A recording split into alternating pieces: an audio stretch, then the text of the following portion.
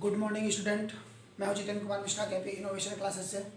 आज हिस्ट्री के ऊपर हम बात करेंगे क्योंकि हमारी हिस्ट्री क्लासेस में चल रही हैं। ठीक है, तो हम इसके पहले जहां तक पढ़ चुके थे उसके आगे और हम पढ़ेंगे, और इसके आगे हम पढ़ चुके थे जो जहां तक वो पढ़े थे सिक्का। ठीक है, सिक्के के ऊपर हम लोग चर्चा कर चुके थे और अभिलेख के ऊपर चर्चा कर चुके थे कि कौन सा सिक्का किस काल में पाया गया और उसके बाद उसको चलाया किसने, फिर उसके बाद किस वंश के थे। उसके बाद अभिलेखों के बारे में बात की है कि सबसे पहले भारत में आया कहाँ से। उसके बाद किसने इस अभिलेख की प्रथा को आगे की तरफ बढ़ाने का कार्य किया। ठीक है, उसके बाद हम देखते हैं आज विदेशी यात्री। विदेशी यात्री में क्या होता है कि जहाँ से लोग आए रहते हैं उनके बारे में सारी जानकारियाँ मिलती हैं और बताया जाता है कि यह सारे तरीके से सही से इन सारे कार्यों को किया गया है। ठीक है, विदेशी यात्री के बारे में हम बात करते हैं आज। सभी लोग हमारे चैनल से जुड़ जाइए जल्दी जल्दी, जिससे पढ़ने में किसी प्रकार की कोई परेशानी ना हो। ठीक है, आज डेट 26 है। ठीक है, और क्लास हिस्ट्री है। तो हम बात कर रहे थे किस पर, विदेशी यात्री पर। ठीक है, विदेशी यात्री। विदेशी यात्री में सबसे पहले जो आए हुए थे वो थे हेरोडोटस। कौन थे? हेरोडोटस, जिनको फादर ऑफ हिस्ट्री कहा जाता है, यानी कि हिस्ट्री का पिता कहा जाता है। वो थे सबसे पहले हेरोडोटस। हेरोडोटस जिन्होंने हिस्टोरिका नामक पुस्तक लिखी। कौन सी? हिस्टोरिका नामक पुस्तक लिखी, जिससे हमको इतिहास के बारे में बहुत सारी जानकारियां प्राप्त होती हैं। बहुत सारी जानकारियां क्या होती हैं?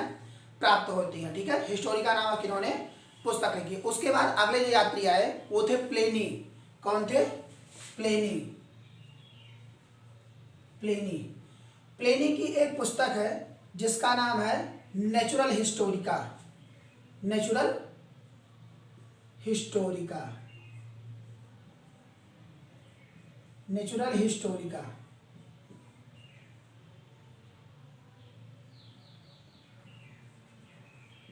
नेचुरल हिस्टोरिका, इससे प्रकृति तथा पेड़ पौधों के बारे में थोड़ी बहुत जानकारियां प्राप्त होती हैं। बाकी ऐतिहासिक तौर पर यह बहुत ही अच्छा है और यहाँ से बहुत सारे स्रोत भी मिले हुए हैं, जिससे इतिहास के बारे में बहुत सारी जानकारियां भी प्राप्त हुई हैं। ठीक है, तो हेरोडोटस ने हिस्टोरिका नामक पुस्तक ली, जिससे इस इतिहास के बारे में बहुत सारी जानकारियां मिलती हैं। प्लेनी ने नेचुरल हिस्टोरिका नामक पुस्तक लिखी, जिससे इतिहास के बारे में और कुछ प्रकृति की घटनाओं के बारे में भी चर्चा होती है, उसमें मिलती है। ठीक है, और एक पुस्तक है जिसका नाम है Periplus of the Erythraean Sea. Periplus of the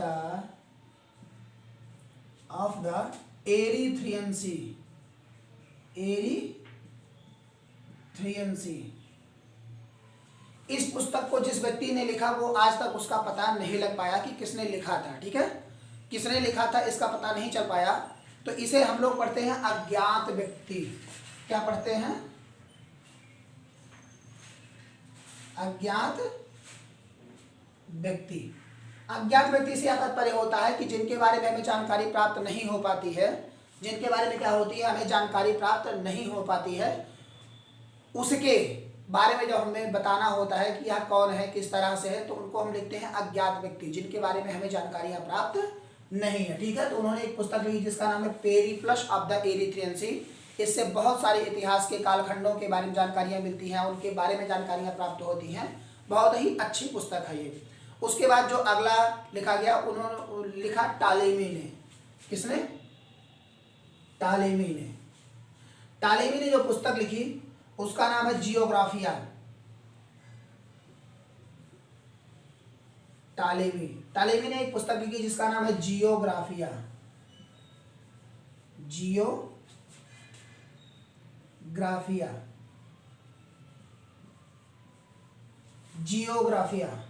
जियोग्राफिया नामक इन्होंने पुस्तक लिखी, जिससे भूगोल के बारे में बहुत सारी जानकारियां प्राप्त होती हैं। ठीक है, उसके बाद अगले जो यात्री आए विदेशी यात्री वो थे मेगास्थनीज।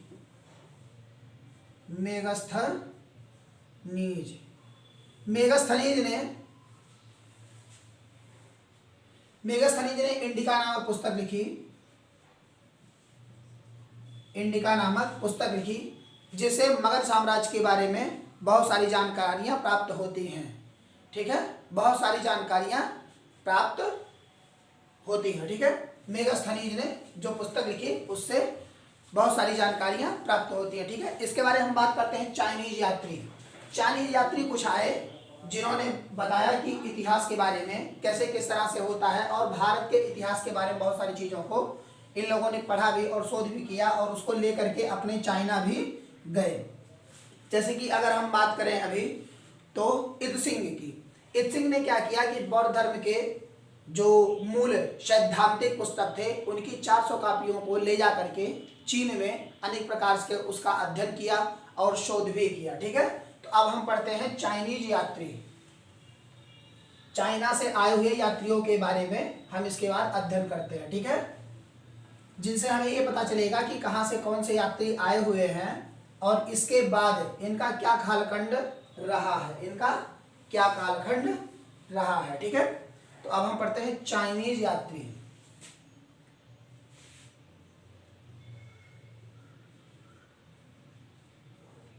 चाइनीज यात्री, चाइनीज यात्री में पहले जो व्यक्ति हैं उनका नाम है फाहियान, फाहियान, जिन्होंने एक पुस्तक लिखी जिसका नाम है फो क्यूकी, फो क्यूकी। ठीक है, फो क्यूकी, फो क्यूकी। ठीक, उसके बाद जो दूसरे व्यक्ति आए, जो दूसरे व्यक्ति आए वो थे ह्वेनसांग। कौन थे?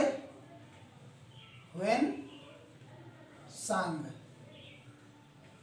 ह्वेनसांग, ह्वेनसांग ने सी क्यूकी नामक पुस्तक लिखी,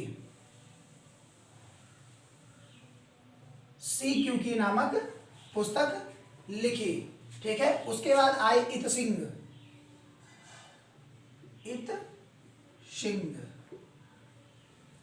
इत्सिंग ने ही सबसे प्रसिद्ध बौद्ध ग्रंथ को, बौद्ध ग्रंथ को 400 हस्तलिखित, 400 हस्तलिखित कॉपी,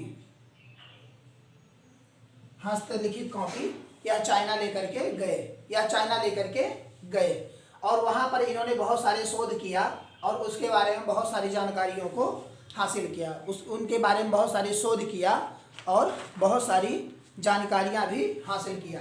अब इसके बाद करते हैं मुस्लिम यात्री, जो मुस्लिम यात्री भारत आए उनके बारे में हम बात करते हैं। मुस्लिम यात्री, मुस्लिम यात्री जो पहले आए वो थे अल-बरूनी। कौन थे? अल-बरूनी, अल-बरूनी। अल-बरूनी ने किताब उल हिंद नामक एक पुस्तक लिखी। क्या लिखी? किताब उल हिंद नामक, किताब उल हिंद एक पुस्तक लिखी। ठीक है, अल-बरूनी ने किताब उल हिंद नामक एक पुस्तक लिखी। ठीक है, इससे बहुत सारी जानकारियां प्राप्त होती हैं। ठीक है, उसके बाद आए अल-मसूदी। कौन आए? अल-मसूदी। दूसरे जो थे वो आए अल-मसूदी। अल-मसूदी ने भारतीय मानसून के बारे में बताया, भारतीय मानसून नामक पुस्तक की रचना की और भारतीय मानसून के बारे में बताया। क्या बताया? भारतीय मानसून के बारे में बहुत सारी जानकारियों को इन्होंने बताया। ठीक है, उसके बाद तीसरे जो आए वो थे रज्जाक। रज्जाक ने एक पुस्तक लिखी जिसका नाम था मतलाए साहिन। मतलाए साहिन नामक इन्होंने एक पुस्तक लिखी। उसके बाद आए इब्न बतूता। इब्न बतूता ने रहला नामक पुस्तक लिखा, जो कि बहुत ही प्रसिद्ध पुस्तक है और बहुत सारी जानकारियां इस पुस्तक से हमें प्राप्त होती हैं। ठीक है, प्राचीन भारत में इन्हें हमें इसमें बहुत सारी जानकारियां क्या होती हैं, प्राप्त होती हैं। ठीक है, तो हमने देखा कि अल-बरूनी आए। अल-बरूनी ने सबसे पहले एक पुस्तक लिखी जिसका नाम था किताबुल हिंद। उसके बाद अल-मसूदी आए, जिन्होंने भारतीय मानसून के बारे में बताया। क्या बताया? भारतीय मानसून के बारे में जानकारियां दी। ठीक है, उसके बाद कौन आए? उसके बाद आए रज्जाक, जिन्होंने मतलाए साहिल नामक पुस्तक लिखा। मतलाए साहिल नामक पुस्तक लिखा। और उसके बाद इब्न बतूता आए, जिन्होंने रहला नामक पुस्तक की रचना की। जिन्होंने रहला नामक पुस्तक की रचना की। ठीक है, तो इसके बाद कौन आए? इसके बाद आए अल-मसूदी।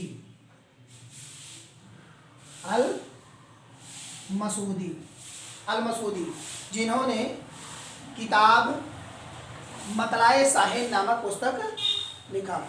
सॉरी, अल-मसूदी का हो चुका है। उसके बाद जो आए वो थे रज्जाक। ठीक है, रज्जाक जिन्होंने मतलाए साहिल नामक पुस्तक लिखा। मतलाए साहिल नामक पुस्तक लिखा।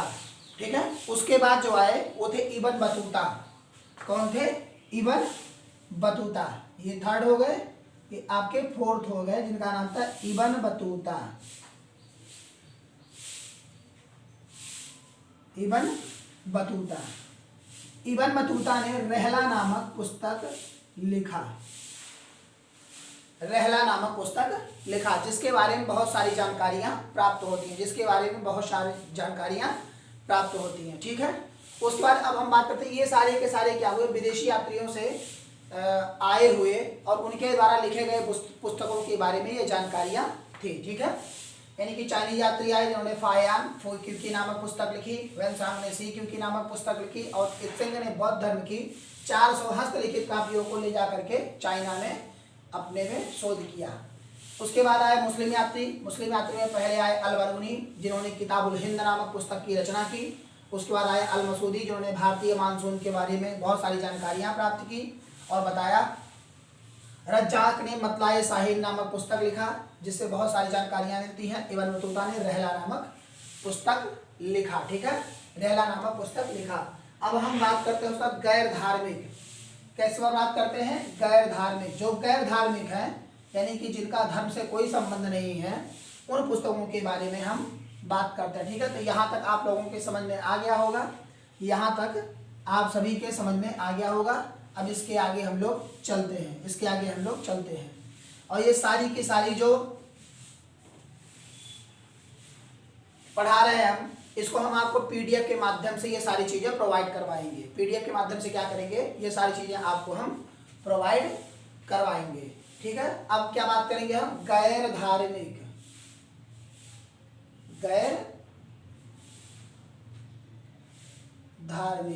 अब गैर धार्मिक के में किन किन को हम लेकर के आते हैं?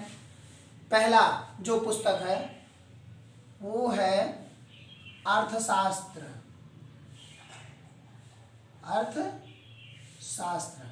और अर्थशास्त्र के जो रचयिता हैं वो है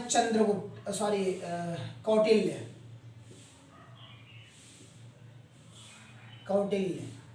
इनका एक दूसरा नाम भी है चाणक्य। उसका एक और नाम है विष्णुगुप्त।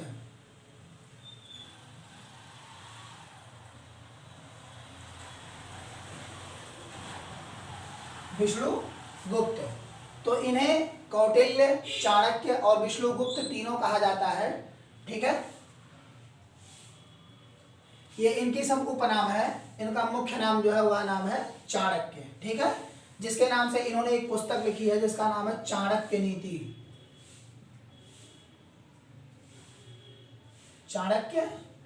नीति, जो आजकल लोग बहुत फॉलो करते हैं।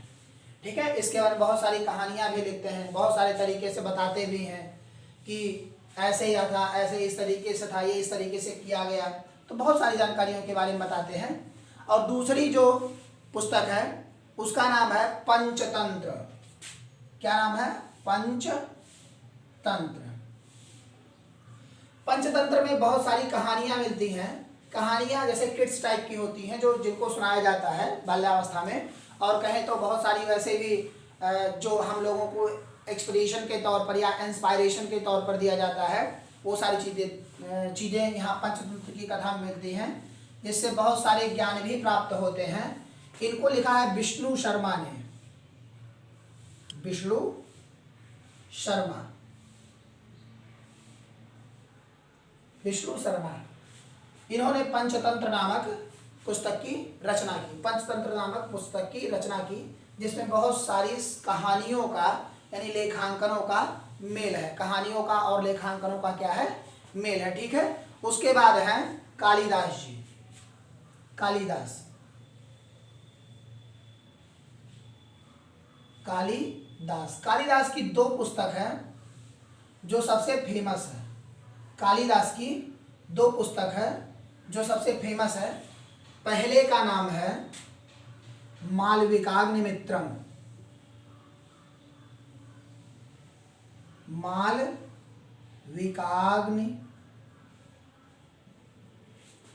मालविकाग्निमित्रम मित्रम। और दूसरी जो है वो है अभिज्ञान शकुंतलम, अभिज्ञान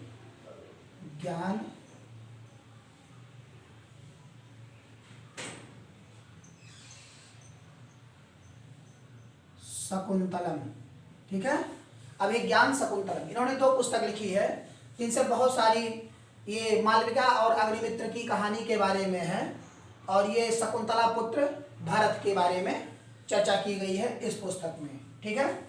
उसके बाद जो आते हैं अगले, वो है मनु स्मृति, जो मनु द्वारा लिखी गई है। ठीक है। मनु स्मृति, मनु स्मृति जो मनु द्वारा लिखी गई। किसके द्वारा लिखी गई है? मनु द्वारा लिखी गई। ठीक है। मनु स्मृति। ये हो गए आपके गैर धार्मिक पुस्तक, गैर धार्मिक पुस्तक। और धर्म से जो संबंधित कुछ और पुस्तक हैं वो है जैन धर्म से संबंधित। कौन से धर्म से संबंधित है? जैन धर्म से। इसमें 4 पुस्तक मुख्य आते हैं, जिसमें है 12 अंग, 12 उपांग, उसके बाद है भगवती सूत्र, भगवती सूत्र। और चौथा जो है वो है आदि पुराण। क्या है? आदि पुराण। ठीक है। आदि पुराण।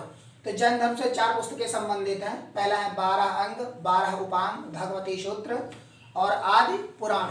इसी प्रकार बौद्ध धर्म में भी कुछ पुस्तकें हैं। बौद्ध धर्म में भी क्या है? कुछ पुस्तकें हैं। और बौद्ध धर्म की जो पुस्तकें हैं उनको त्रिपिटक कहा जाता है। त्रिपिटक कहा जाता है। इसमें सुत्त पिटक, विनय पिटक, अभिधम्म पिटक 3 आते हैं, जो तीनों को त्रिपिटक कहा जाता है। क्या कहा जाता है? त्रिपिटक कहा जाता है। तो पहले इसमें है विनय पिटक,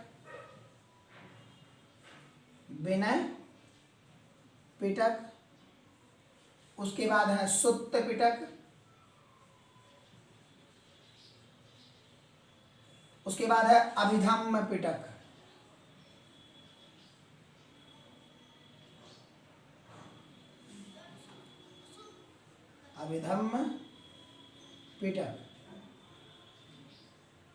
इन तीनों को त्रिपिटक कहा जाता है।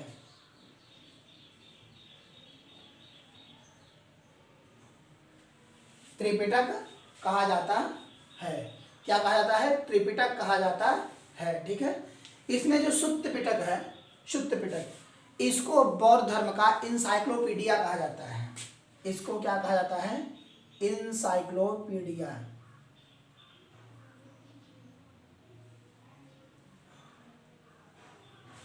इंसाइक्लोपीडिया कहा जाता है। ठीक है, उसका विनय पिटक जो है, इसमें विनय पिटक में प्रवेश की चर्चा की गई है। बौद्ध धर्म में किस तरह प्रवेश किया जाता है, तो प्रवेश पर चर्चा। ठीक है, प्रवेश पर चर्चा किया गया है। ठीक है, उसके बाद जो इसमें अभिधम्म पिटक है, अभिधम्म पिटक, इसमें आप बौद्ध धर्म के दर्शन कैसे कर सकते हैं, उसमें दर्शन के बारे में बताया गया है। ठीक है, दर्शन के बारे में बताया गया। अभिधम्म पिटक में क्या किया गया है, दर्शन के बारे में बताया गया है। ठीक है, ये है बौद्ध धर्म से संबंधित, ये है बौद्ध धर्म से संबंधित। उसके बाद कुछ ऐसी पुस्तकें हैं, कुछ ऐसी पुस्तकें हैं जिनके बारे में और सारी जानकारियां मिलती हैं, और सारी जानकारियां मिलती हैं। जैसे कि आपका ललित सागर, क्या है, ललित सागर, ललित सागर। ललित सागर में भगवान बुद्ध के जीवन का, यानी कहें तो उनका क्या है, जीवनी है, जीवनी। भगवान बुद्ध की इसमें क्या है, जीवनी है। उसके बाद एक और पुस्तक है जिसका नाम है जातक। क्या नाम है, जातक।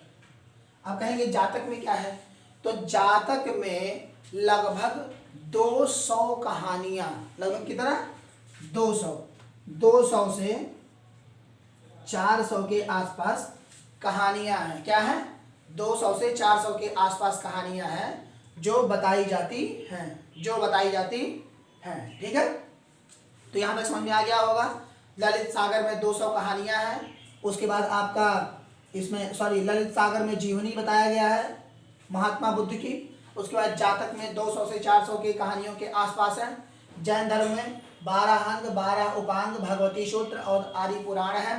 बौद्ध धर्म में 3 है, विनय पिटक, सुत्त पिटक और अभिधम्म पिटक। अभिधम्म पिटक में दर्शन की बात कही गई है।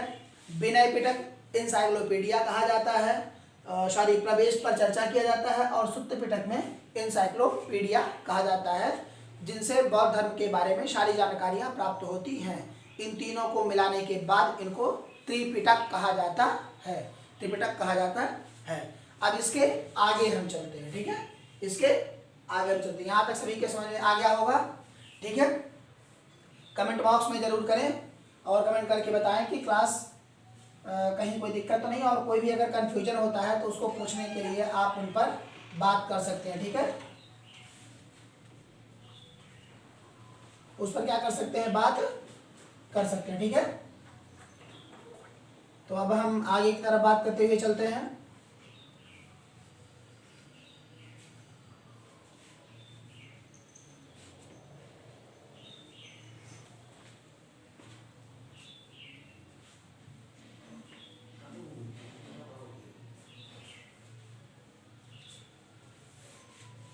अब इसके आगे हम चलते हैं। अब इसके आगे हम जब चलते हैं तो इसमें हम देखेंगे कि ब्राह्मण ग्रंथ कौन कौन से हैं, ब्राह्मण ग्रंथ कौन कौन से हैं, या ब्राह्मण ग्रंथ के बारे में ही हम जो है आगे की तरफ बात करेंगे। क्या करेंगे, आगे की तरफ बात करेंगे। थोड़ा आँख में प्रॉब्लम है, इस वजह से मैं चश्मा लगा लेता हूँ, कोई दिक्कत नहीं पड़ेगी। ठीक है, ब्राह्मण ग्रंथ। ठीक है, अब इसके बाद हम किस पर बात करेंगे, ब्राह्मण ग्रंथ पर।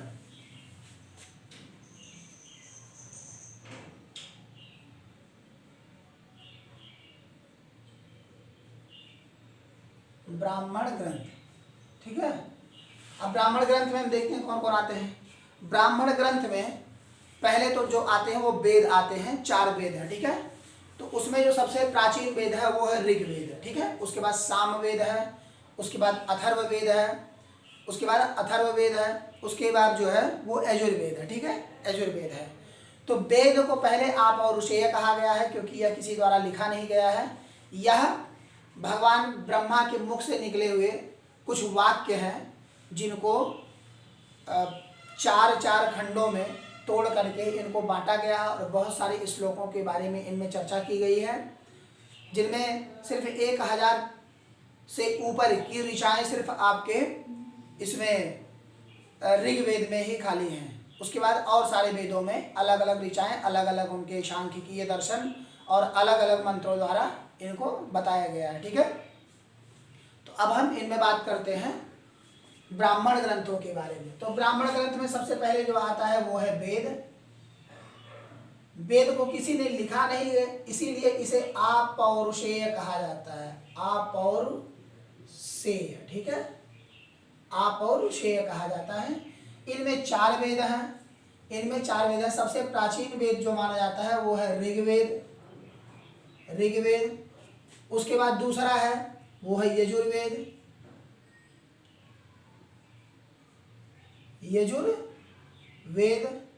उसके बाद तीसरा जो है वो है सामवेद। इन तीनों को मिलाने के बाद यानी कि ऋग्वेद, यजुर्वेद और सामवेद, इन्हें वेद त्रयी कहा जाता है। वेद त्रयी यानी कि वेद त्रयी कहा जाता है। ठीक है, और चौथा जो वेद है अथर्ववेद। अथर्ववेद लगभग इन सबसे 500 साल बाद लिखा गया है। कितना? 500 साल बाद लिखा गया है, और यह जंगल में लिखा गया। ठीक है, काफी प्राचीन वेद है। सबसे अगर नवीनतम वेद की बात करते हैं तो अथर्ववेद है, जो कि 500 साल पहले लिखा गया। और ऋग्वेद यानी कि यजुर्वेद, सामवेद, इनको वेद त्रयी कहा जाता है। इस कारण से ये सारे के सारे अपौरुषेय हैं, जिनके कारण इनको वेद को लिखा नहीं गया है। मंत्रों द्वारा इनको खंड खंड करके, बांट करके अनेक प्रकार से इनको सिर्फ बताने का कार्य किया गया है। ठीक है, बताने का कार्य किया गया है। ठीक, अब इसके बाद हम बात करते हैं तो इन वेदों के ब्राह्मण ग्रंथ भी हैं। अब ब्राह्मण ग्रंथ कौन कौन से हैं, आइए हम लोग देख लेते हैं। तो पहले हम वेद लिख लेते हैं, उसके बाद उनके ब्राह्मण ग्रंथ लिख लेते हैं। पहला क्या है? ऋग्वेद। ठीक है, उसका दूसरा जो है वो है सामवेद। तीसरा जो है वो है यजुर्वेद।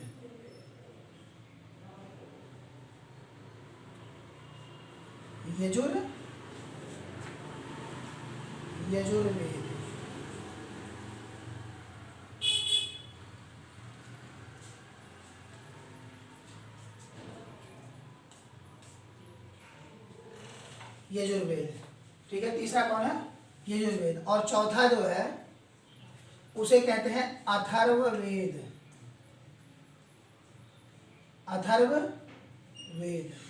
ठीक है, अथर्ववेद।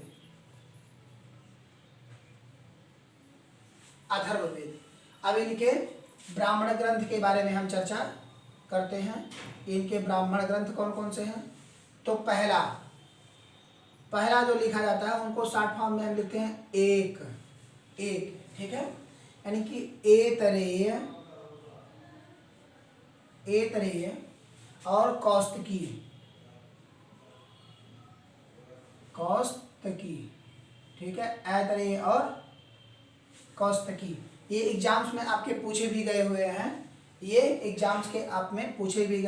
कि ऋग्वेद के ब्राह्मण ग्रंथ कौन कौन से हैं? तो तीसरे ऑप्शन में रहता है ऐतरेय और कौस्तकी। और सामवेद की जब हम बात करते हैं तो इनमें सिर्फ एक है जिनका नाम है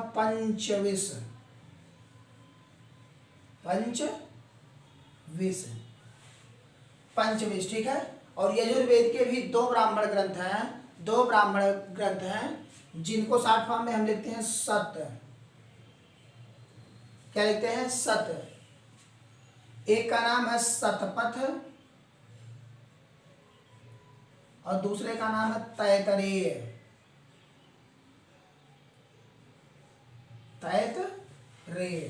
ठीक है, और अथर्ववेद जो अंतिम वेद है उनका जो ब्राह्मण ग्रंथ है वो है गोपथ है।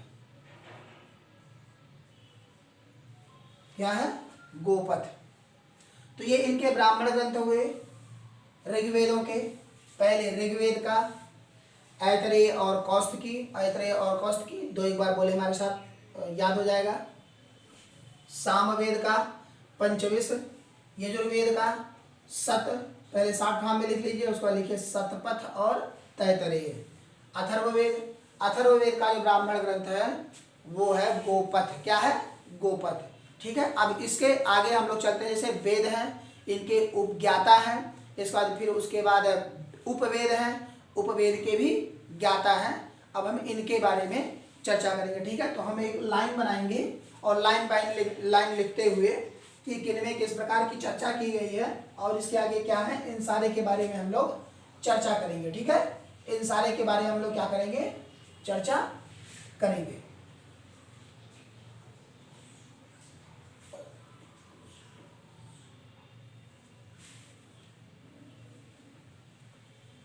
तो पहले इसमें जो है, पहले इसमें हम वेद लिख लेते हैं। कौन कौन से हैं? तो पहला जो है वो है ऋग्वेद,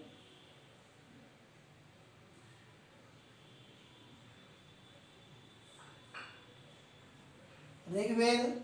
ठीक है। अब ऋग्वेद में जो जो होता है उनके बारे में हम बात कर लेते हैं। जैसे इसमें मंत्रोच्चार के बारे में दिया हुआ है, मंत्रोच्चार के बारे में दिया हुआ है, जिसमें मंत्र और अर्थव्यवस्था, मंत्र और वर्ण व्यवस्था, अर्थव्यवस्था नहीं, वर्ण व्यवस्था है, मंत्र और वर्ण व्यवस्था। तो पहले मंत्र, उसके बाद वर्ण व्यवस्था। ठीक है। मंत्र और वर्ण व्यवस्था। अब इनके ज्ञाता की हम बात कर लेते हैं कि ज्ञाता कौन है। या पहले ऊपर हम लिख लेते हैं, पहला है वेद, उसके बाद इनके ज्ञाता, उसके बाद है उपवेद, उपवेद, उसके बाद उनके ज्ञाता। इस प्रकार से आप लोग लिख लीजिए, इस प्रकार से आप लोग लिख लीजिए। ठीक है। अब इसके आगे हम बात करेंगे। तो पहला क्या है? ऋग्वेद, उसमें मंत्र और वर्ण व्यवस्था की बात की गई है और इनके जो ज्ञाता हैं वो है होत्री। कौन है? होत्री। इनके ज्ञाता कौन है? होत्री। और इनका जो उपवेद है वो है आयुर्वेद। कौन है? आयुर्वेद, जिनके ज्ञाता है प्रजापति। कौन है? प्रजापति। ठीक है। तो यहाँ आयुर्वेद। ठीक है। इससे ज्ञाता कौन है? प्रजापति। कौन है? प्रजापति। ठीक है। दूसरे की हम बात करते हैं। तो दूसरा जो है वो है सामवेद। सामवेद। अब सामवेद में क्या है? सामवेद जो है वह संगीत से संबंधित है। किससे है? संगीत से संबंधित। इसमें नृत्य कलाएं सारे प्रकार से, ठीक है, सारे प्रकार से विद्यमान है।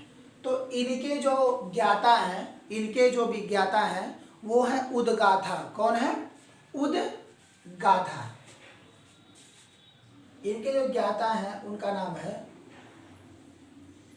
उदगाथा। क्या नाम है? उदगाथा। अब इनके उपवेद की जब हम बात करेंगे, उपवेद की जब हम बात करेंगे तो इसका जो उपवेद है वो गंधर्व वेद है। क्या है? गंधर्व वेद।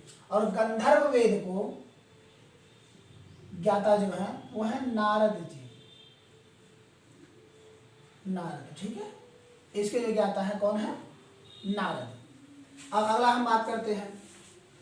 अगला जो है थर्ड नंबर वो है यजुर्वेद।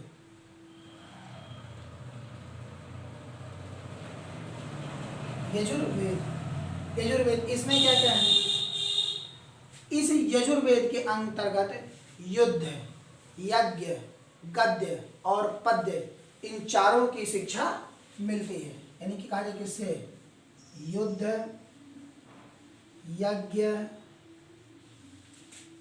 गद्य और पद्य, इन चारों की शिक्षा इसमें प्राप्त होती है। इसके जो ज्ञाता है वो है अधर्यु।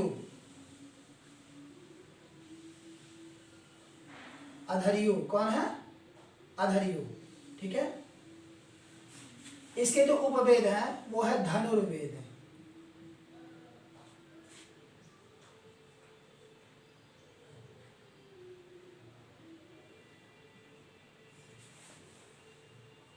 धनुर्वेद, ठीक है। कौन है?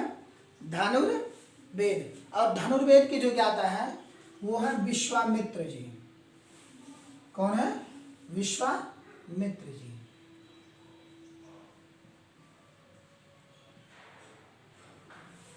विश्वामित्र जी, ठीक है। और चौथा जो है वो है अथर्ववेद। कौन है चौथा? अथर्ववेद। अथर्ववेद, ठीक है। अथर्ववेद, अथर्ववेद में क्या है? इसमें जादू,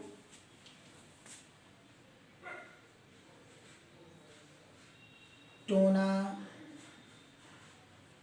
वशीकरण,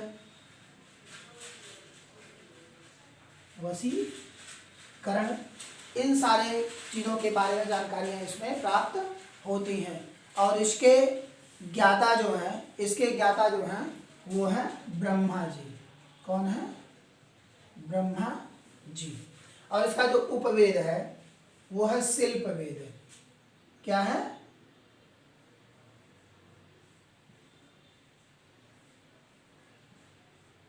शिल्पवेद, ठीक है। शिल्पवेद, और शिल्पवेद के जो ज्ञाता है वो है विश्वकर्मा जी।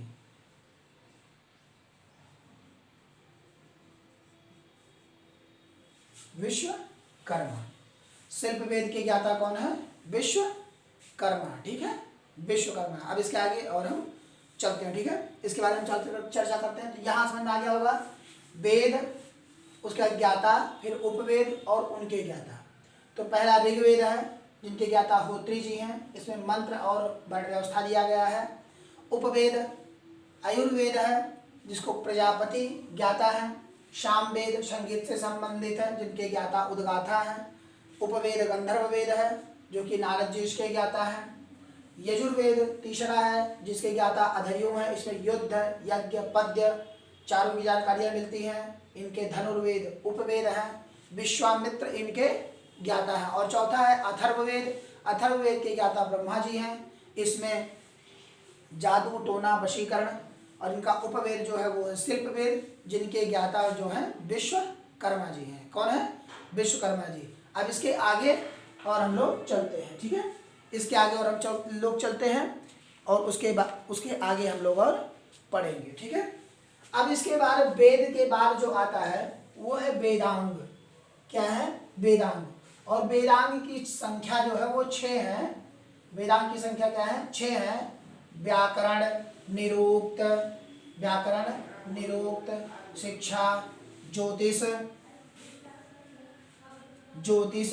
छंद, ये सारे चीज जो क्या है? ये क्या है? वेदांग है। क्या है? वेदांग है। अब हम वेदांग की बात करते हैं, ठीक है।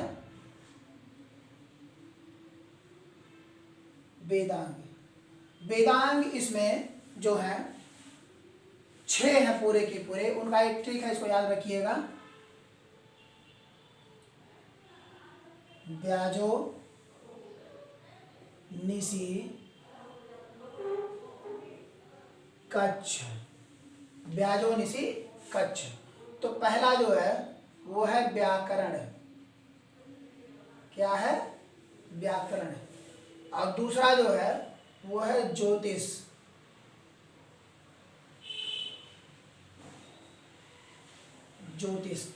तीसरा जो है वो है निरुक्त। क्या है? निरुक्त। और उसके बाद जो है निशी, यह है शिक्षा। क्या है? शिक्षा। उसके बाद का मतलब होता है कल्प। क्या है? कल्प। और अंतिम जो है वो है छंद। क्या है? छंद। ठीक है, तो ये 6 हैं जो वेदांग है।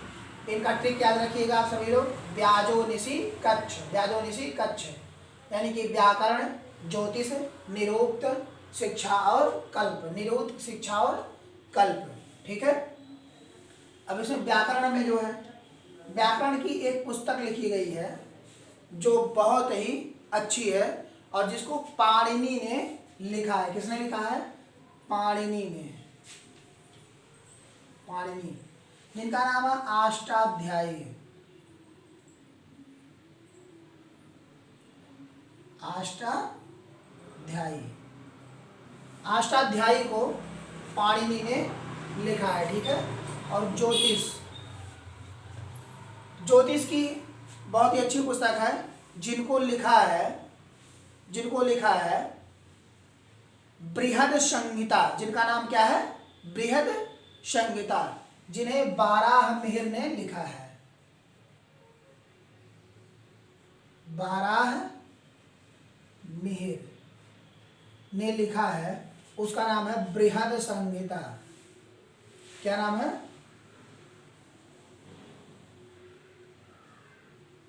बृहद संहिता। ठीक है, क्या नाम है?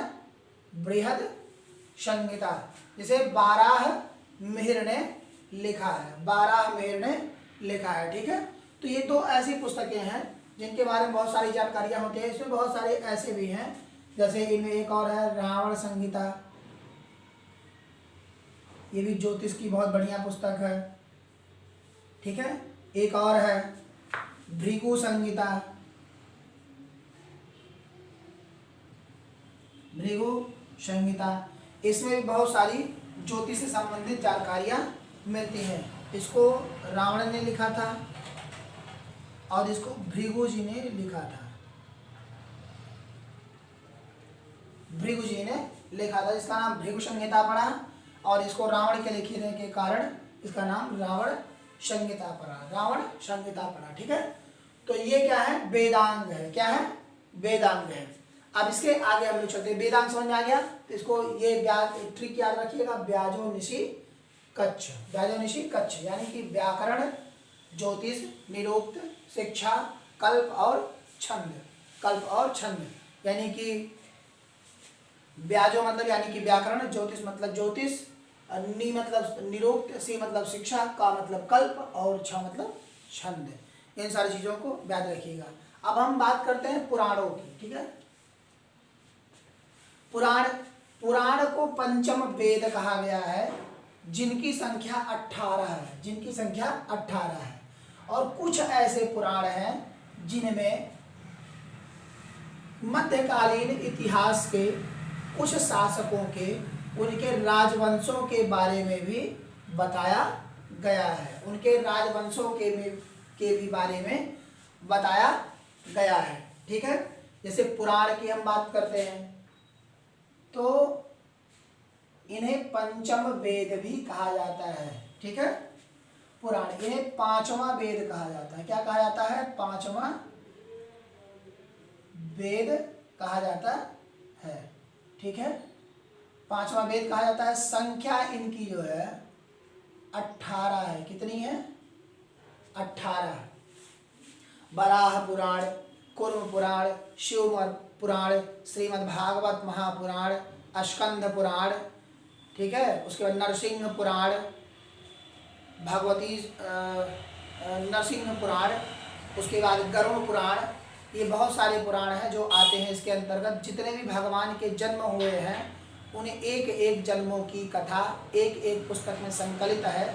इसी कारण उसको पुराण नाम दिया गया है। पुराण नाम दिया गया है। तो कुछ उसमें ऐसे हैं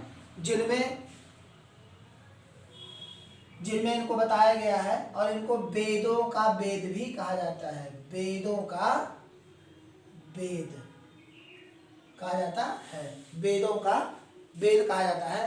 तो इसमें पहला जो है वो है विष्णु पुराण। क्या है? पहला विष्णु पुराण।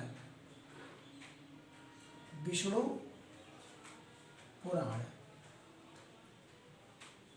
विष्णु पुराण। विष्णु पुराण में मौर्य काल से संबंधित सारी जानकारियां विद्यमान है। मौर्य काल, अब मौर्य काल में कई सारे शासक आए जिन्होंने शासन किया। पहले धनानंद थे,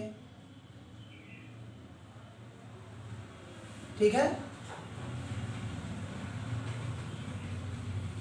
चंद्रगुप्त मौर्य, चंद्रगुप्त मौर्य, ठीक है, इनके बारे में सारी जानकारियां प्राप्त होती हैं मौर्य काल में, ठीक है। उसके बाद अगला जो पुराण है उनमें सातवाहन वंश की चर्चा की गई है।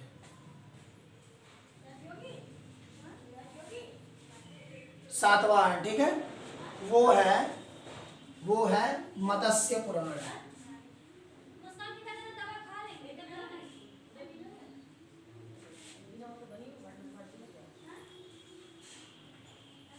मत्स्य पुराण, इसमें सातवाहन वंश की चर्चा की गई है और उस समय ये सातवाहन वंश मात्र सत्तात्मक था।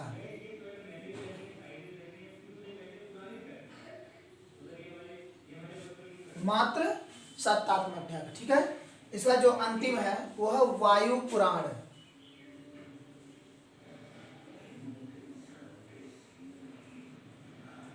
वायु पुराण, वायु पुराण में गुप्त वंश की चर्चा की गई है और उसमें जो चर्चा की गई है वो की गई है समुद्रगुप्त की।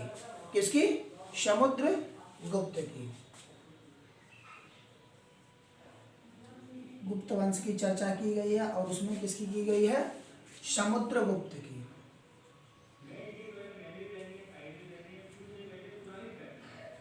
समुद्रगुप्त की चर्चा की गई, समुद्रगुप्त की चर्चा की गई है, ठीक है। अब इसके बाद आते हैं उपनिषद। कौन आते हैं? उपनिषद।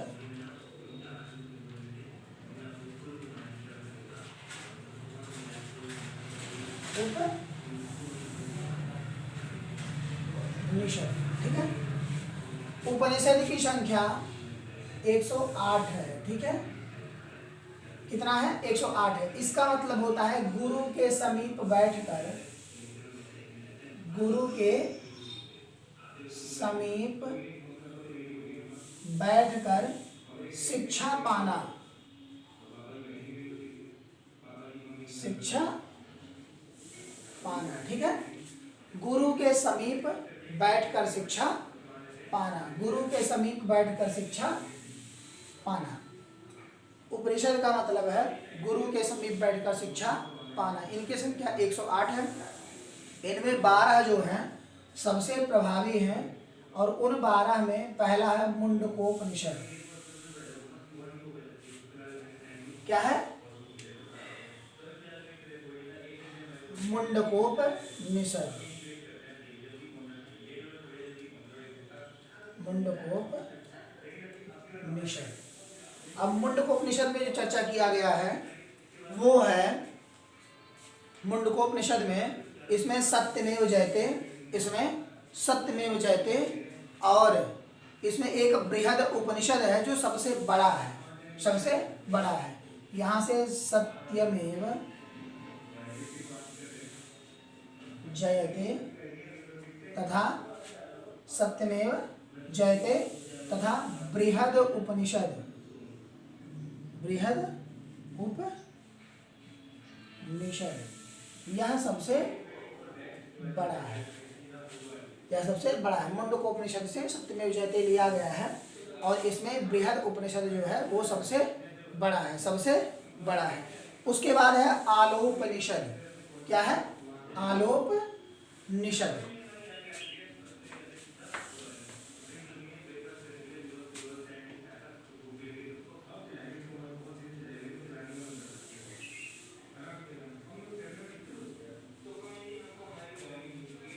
आलोपनिषद,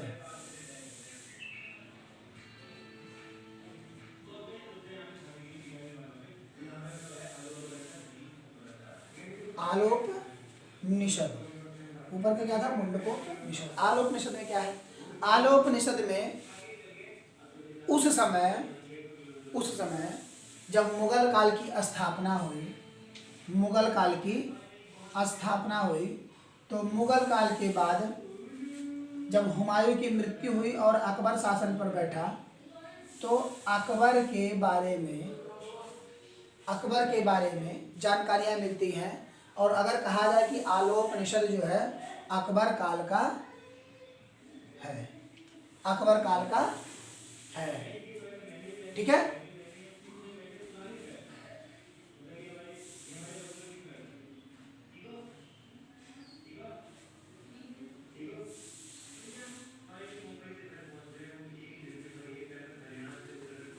क्या ये अकबर काल का है। ठीक है, उसके बाद जो है इसमें अकबर काल की सारी जानकारियां मिलती हैं। इसमें अकबर कालीन बहुत सारी जानकारियां मिलती हैं। उसके बाद जो है कठोपनिषद है, कठोपनिषद और जालोपनिषद दो हैं जो सबसे मुख्य हैं। पहला कौन है? कठोपनिषद।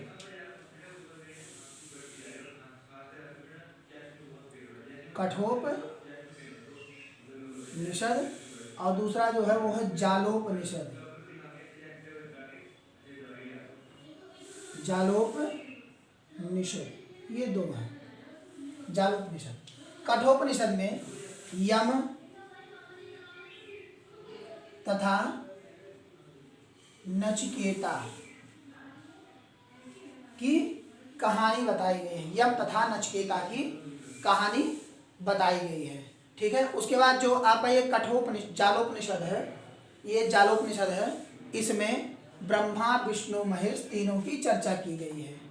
क्या है? ब्रह्मा विष्णु और महेश इन तीनों की इसमें चर्चा की गई। क्या की गई है? इन तीनों की इसमें चर्चा की गई। तो इसमें जो है, इसमें इन सारी चीज़ों में जो अभी तक हम लोगों ने पढ़ा कि पुराण को पंचम वेद कहा जाता है, इनकी संख्या 18 है, इन्हें वेदों का वेद कहा जाता है। इनमें विष्णु पुराण है, कौन है? विष्णु पुराण है जो मौर्य काल से संबंधित है। मत्स्य पुराण है जो कि सातवाहन से संबंधित है। उसको वायु पुराण है जो गुप्त वंश से संबंधित है। उसके बाद उपनिषद में देखा हम लोगों ने कि 108 उपनिषद हैं, जिनका मतलब होता है गुरु के समीप बैठकर शिक्षा ग्रहण करना। और ये इनकी संख्या जो मुख्य रूप से है जो जानी जाती है वो 12 है। इनमें मुंडकोपनिषद मुख्य है, इनमें सप्तमेव जयते लिया गया है। बृहद उपनिषद इनमें सबसे बड़ा है। आलोपनिषद जिनमें अकबर काल की चर्चा है या अकबर कालीन से कहा जा सकता है।